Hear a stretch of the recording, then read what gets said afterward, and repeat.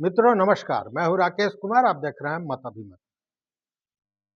के पाठक का समय शिक्षा विभाग में पूरा हो गया या जो अटका हुआ था, बहुत दिनों से, महीनों से अटका हुआ है, 6 विश्वविद्यालयों के कुलपति की नियुक्ति, वो उसका रास्ता अब साफ हो गया या होने जा रहा है?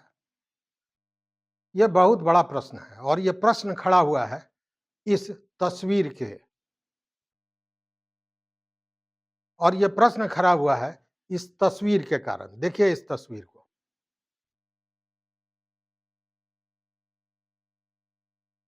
इस तस्वीर में राज्यपाल महामहिम राजेंद्र आर्लेकर बैठकर बात कर रहे हैं कैबिनेट मंत्री बिहार सरकार के और मुख्यमंत्री नीतीश कुमार के चहेते मंत्रियों में से एक अशोक चौधरी के साथ।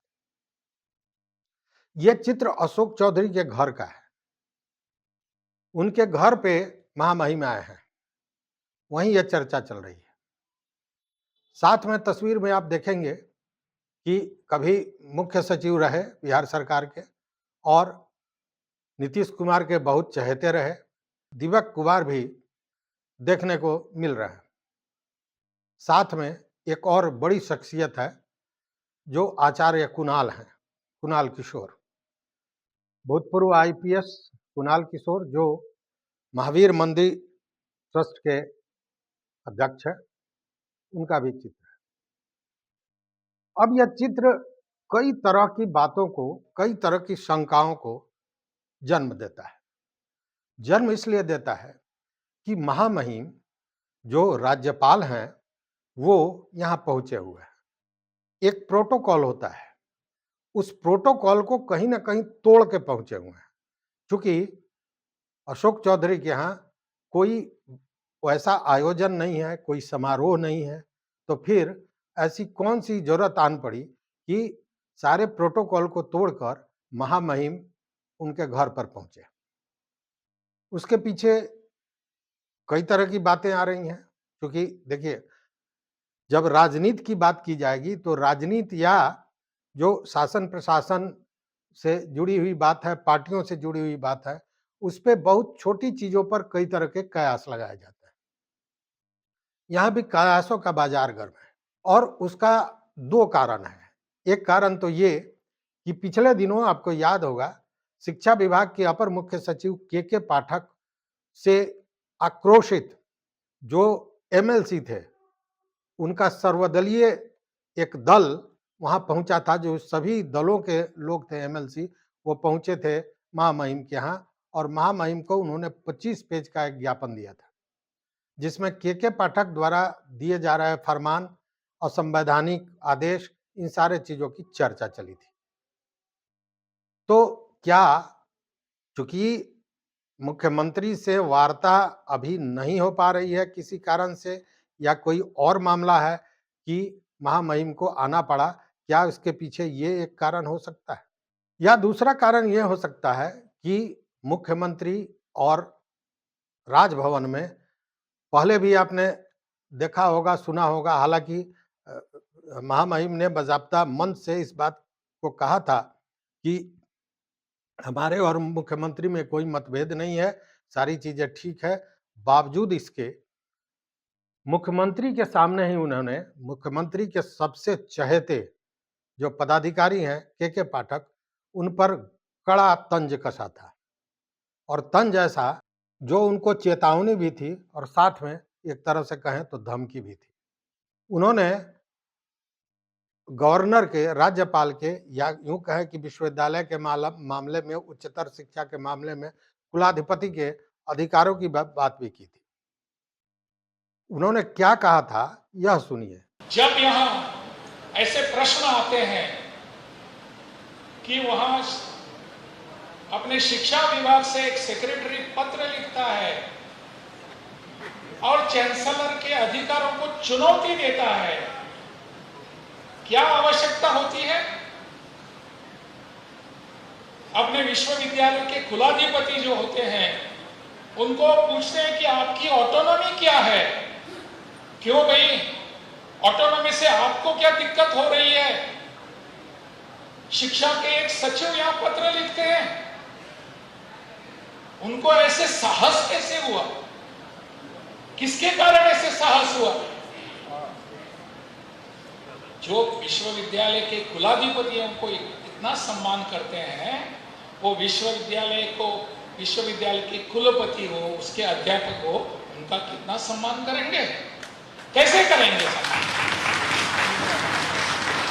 क्या इसके लिए हमको अपने भीतर झांकने की आवश्यकता नहीं? सोचने की जरूरत नहीं? इसके ऊपर ठीक ढंग से अमल करने की जरूरत है। सोचने के बाद उसके ऊपर कुछ क्या करने की जरूरत है, इसको सबको लेकर बैठने का आवश्यकता बनती है। सबने बैठना चाहिए। मुझे लगता है इस विषय को आगे बढ़ाने की आवश्यकता नहीं, परंतु इस पर जिस तरीके से, जिस ढंग से इस विषय को दिखा जाता है, अभी मुख्यमंत्री जी मुझे कह रहे थे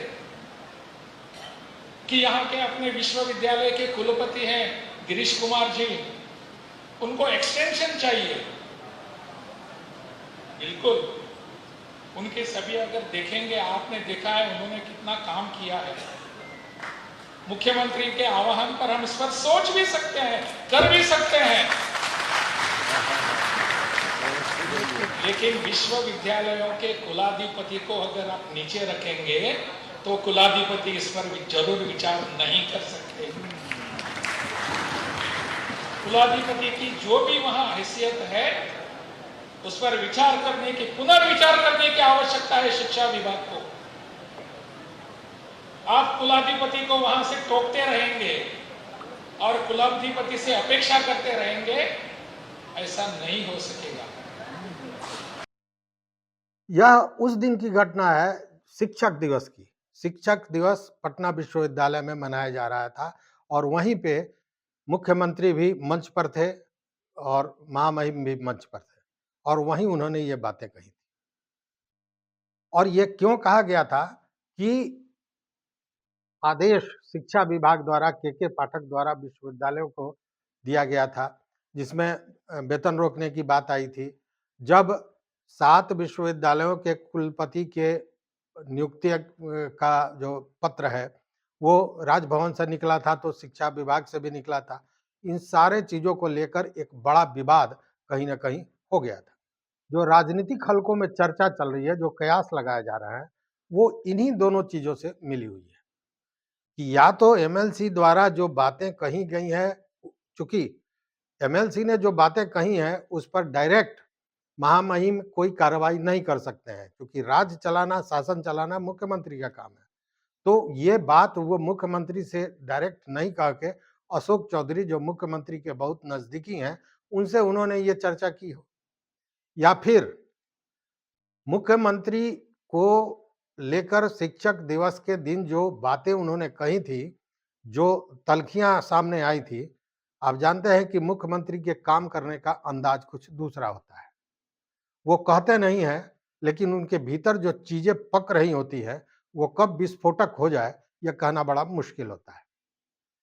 और कहीं इसी के कारण तो ये जो कुलपतियों की नियुक्ति की बात है, उसके लिए सारी प्रक्रिया पूरी हो गई है, लेकिन उस पर निर्णय नहीं हो रहा है, इसलिए कि मुख्यमंत्री के साथ सहमति नहीं बन रही है।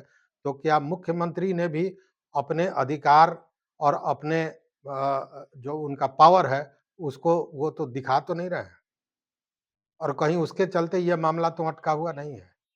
तो क्या इसकी चर्चा हो रही थी?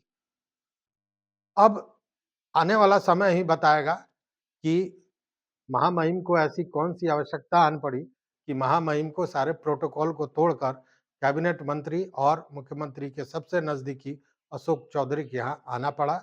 जो चित्र आप देख रहे हैं, और वहाँ पे जो वन टू वन बातें हुई हैं, उसमें क्या बातें हुई हैं, जब ये बात बाहर आएगी तभी पता चलेगा। लेकिन कयास तो लगाए जाएँगे, क्योंकि राजनीति में कयास चलते हैं। और कयास ये है कि क्या के पाठक हटाए जाएँगे? क्या शिक्षा विभाग से उनका समय लद गया है? या फिर ये सारी बातें कुलपतियों को नियुक्ति को लेकर है? देखते हैं, जब बातें छन कर फिर बाहर आएँगी तो क्लियर होगा, लेकिन कयास ये दोनों हैं और दोनों ही मामले बहुत गंभीर हैं। इस वीडियो में बस इतना ही। देखते रहिए मत अभिमत। चैनल पर नए हो तो निश्चित रूप से सब्सक्राइब कीजिए, लाइक कीजिए, दोस्तों के साथ शेयर कीजिए। और आपकी क्या सोच है, क्या कारण हो सकता है, इस पर अपना कमेंट, अपना मत, अपना विचार जरूर हमारे कमेंट बॉक्स में आके दीजिए। देखते रहिए मत अभिमत। बहुत बहुत शुक्रिया, बहुत बहुत शुक्रिया।